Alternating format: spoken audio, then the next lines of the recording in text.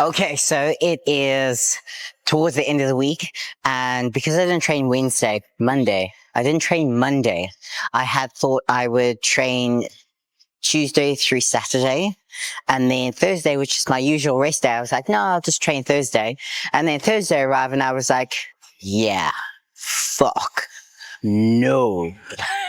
So I listened to my body, something that I advise you do and something that I would not have done at the beginning when I started training, because I was like, fuck rest days. Who needs rest? Bullshit, like only the hardcore, don't have rest days. You're supposed to train 7 days a week. And, as this hardcore and epic as you sound, is like no rest days. It's like you actually need those fucking rest days and listen to your body. And when you're like grumpy and lethargic, it's not like, let's push through. It's like, hang on, your body's telling you something. You should actually listen to it, because as much as you think you know what your body needs, your body actually knows what it needs, and it will force you to do what it wants at the end of the day, whether you wanted to or not. So listen to your body, try to get intuitive with it, and not in it like oh, I'm sore, I'm tired, I'm just going to take a rest day when you don't need one, but you're just feeling sorry for yourself, there is that difference.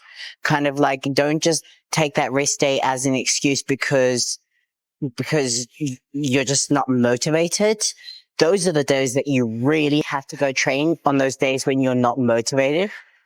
But on days when you actually feel fucked and brutalized and, just getting out of bed is hard, take those rest days. So, you just have to figure out what kind of mindset you're actually in, whether it's like a physical draining or if it's just like, I just don't want to train. Then you have to train, because those are often the best workouts and mentally they make you stronger. So just differentiate between the two. That's my pep talk for the day. So anyway, because I didn't train yesterday, I have to now double up on my strength pieces. So I usually do 2 strength pieces a day. I've now got to do 3 and I've got to do squats 2 days in a row, which is going to be like, oh, extra Cocoa Puffs for me tomorrow night. So I've already done my back squats and I was so fucking happy. I managed 110.5 for all 5 sets. So, just yay. I'm fucking happy with that. Onto my strict press, and I've done 4 sets. So this is my 5th set. So welcome to the make or break. This could be really fucking ugly. So 5 sets. So a couple things. I'm really trying to focus on pushing my head through, because if I kind of linger and stay out, obviously it gets harder and harder. Whereas if I can kind of halfway start pushing my head through, that momentum of pushing my head through helps to get the bar up. So that's what I've been trying to focus on, is literally up and then head through to help finish the lockout. Because obviously I'm doing full range strict press from clavicle all the way to overhead. Is it clavicle? Is it collarbone? Fuck, I don't know. I can't think right now. Well, I know this is collarbone. What's clavicle? I don't know. I'm so out of it. Okay. So for someone who's way smarter than me, you can comment and correct me. And I will Google it. So we're going to go from collarbone to overhead, 5 reps.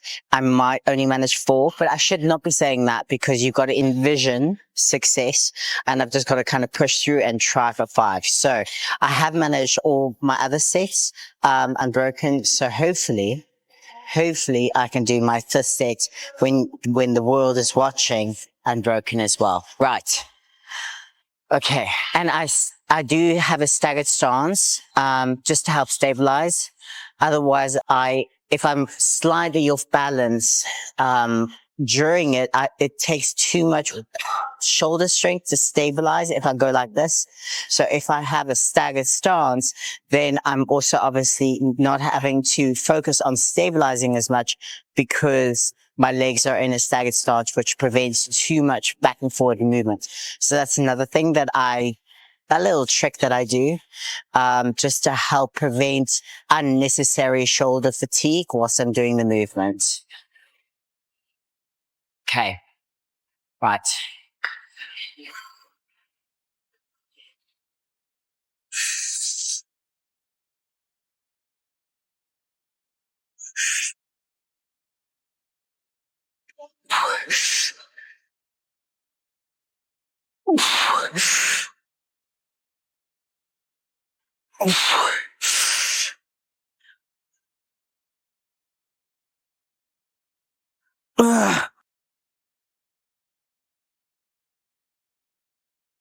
Yeah. Okay, so 5 sets, I managed all 5 reps. And another thing that I like to do is, okay, so obviously you see some people, especially powerlifters and big bodybuilders, they don't have that mobility to do front rack position. So they're obviously having to hold the bar, and just holding the bar causes unnecessary fatigue. So if you hold the bar, and obviously you then have to hold, you can walk. If you're holding the bar, you've got that unnecessary fatigue. Whereas if you can literally front rack it and then start, you don't have that unnecessary fatigue. But obviously it's one of those things. The moment you unrack, you can see I literally unrack and start, because even just holding the bar is going to cause some fatigue, and we're going for maximal weight. So I don't want to fatigue my shoulders too much before actually starting the lift. So that's just another thing that I'm trying to do, is literally unrack, go, so that I'm not using unnecessary shoulder strength just to stabilize the bar before I press it out. Yeah. And the full body strength program continues. So I've done legs in the form of squats. I've done shoulders and triceps in the form of strict press. Yes, I do consider strict press, and also a tricep movement because of the overhead lockout. I do find I use a lot of stabilizing in the form of my tricep to press it overhead. So I have kind of gone, like, okay, it's a little bit of tricep there. And it's one thing to take in consideration when you're doing programming and things like that, is the fact that triceps are often used as a secondary muscle in a lot of movements. So bench, you're using tricep, and strict press, you're using triceps. So when I'm programming, a lot of the time, I'll go like, okay, I don't want to necessarily do dips and strict press on the same day, simply if I'm trying to max out, or do really, really heavy loads of both, simply because I know that the one will fatigue the other and I won't be able to get maximal lifts from both exercises, because the one, like, dips, if I'm doing dips, and triceps, if I'm doing dips and bench on the same day, it's kind of like heavy loads in the tricep and the chest for both exercises. Like, they use a lot of the same muscles. So there's no point in me trying to max out on both those exercises on the same day, because I know whatever exercise I do first will be a lot stronger than the second exercise if I'm doing strength. Obviously, if you're doing hypertrophy and things like that, then it's not a consideration you need to take into account. But it is something that I will factor into if I'm doing a strength lift. Regardless of that, I'm on to biceps now, and biceps with a little bit of back, in the form of chin-ups. So it's kind of like a full body strength program today, because I'm having to do so many different elements. So 5 sets of 5 for my chin-ups, and I'm doing 30 kilograms today. I feel like I might be able to do slightly more, but I'm actually not going to push up, because I've already kind of fucked my central nervous system with the other lifts. So let's see how 5 feels on 30 kilograms, trying to build my weight back up. And I can't decide if I'm cold or not, so I keep on putting my hoodie back on or not, and off and on and off. So excuse me, like, if it appears and disappears and appears and disappears through all these like visuals. Oh, and now the faffy part, which takes forever. Right. Da-da. the longest part of my workout involves trying to put my belt on. And for those people who like have 500 plates on their squats and deadlifts and leg press, so time consuming. Right, okay. I'm there. I'm almost there. Okay. Right. 5 reps. Remember, full extension at the bottom and chin over the bar at the top. Oh shit, I almost killed myself there. Not. Okay.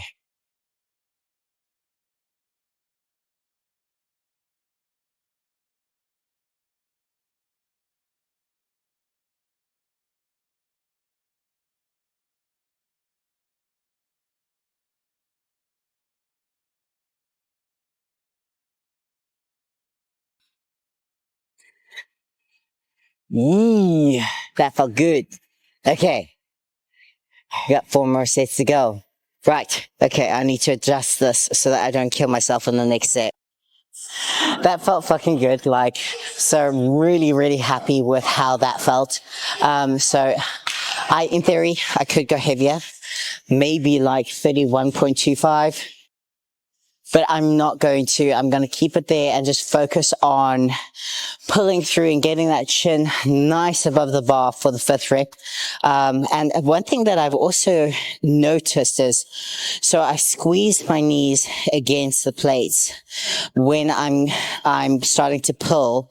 And then if I really like pelvic tilt, squeeze my glutes and like get that hollow hold position, that really helps to help drive my chin over the bar. So that's something I'm like factoring in. So for me, whenever I'm training, I'm trying to analyze what my body's doing and how my body's naturally trying to assist the movement. And obviously you don't want to cheat the movement as in you're not doing it correctly, but you want to, like for me, I always want to analyze what my body's doing so that I can maximize the lift and where it's kind of tuning in and assisting me naturally. I want to take advantage of that. So that's something that I always try to do. So that's another thing, like just analyze your body as you're doing it. Make sure that you're doing the movement correctly, of course. So film it. Make sure you film everything, especially if you're doing something like calisthenics, squats, make sure you're getting full range of motion, time under tension. Everything is so fucking important. So I've got another 4 sets to go. And that is my training for today. I will derobe just to give you an idea of how I'm looking. So that's today's training. I'm going to do another 4 sets. I'm feeling fucking good at the moment. I definitely feeling the increase in calories. I've done my arms, I've done my legs, and I've done my shoulders. So I'm not going to be doing hypertrophy simply because it was so much volume in terms of strength. I will be doing mobility and a bit of calisthenics, which I'll kind of like plug in the corner just so you can see what other kind of fun little things I get up to. But that is training for today. I think I'm going to go through my calories, exactly what I'm eating currently, so you can get an idea of that. And comment below if there's anything else that you would like to see. And yes, at some point, I really should film a cheat meal so that you can see a massive gorging binge from me. But I hope you're having an amazing evening, night, morning, whatever the time of day it is. Make sure you smash your goals. Make sure you write some goals so that you can smash them. And more importantly, you have direction and focus so that you have something to work towards. Because the worst thing is getting in the gym and just going through the motions because you have no direction and you have no goals. Goals are important because they give you focus and determination to keep on going, even on the shit days. So remember that. Have a kick-ass day, morning, evening. You rock, you're awesome. And make sure you like and subscribe.